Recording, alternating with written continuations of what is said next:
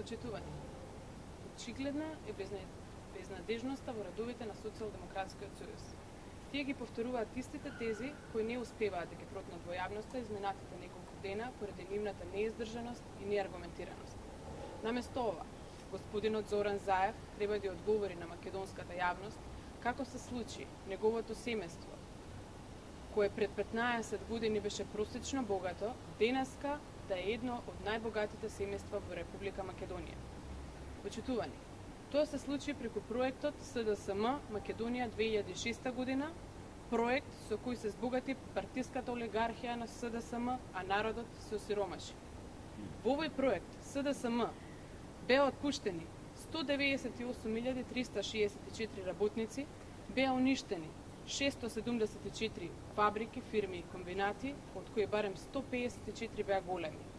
Во периодот на владењето на Бранко Црвенковски и СДСМ беа проневерени 4 милиарди и 600 милиони долари.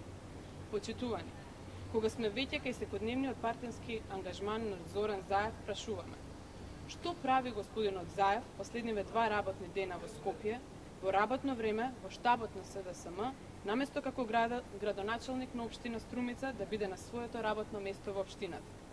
Дали во Скопје господинот Заев доаѓа со своето приватно возило или пак го користи возилото на општина Струмица? И колку пари чини неговото доаѓање во Скопје?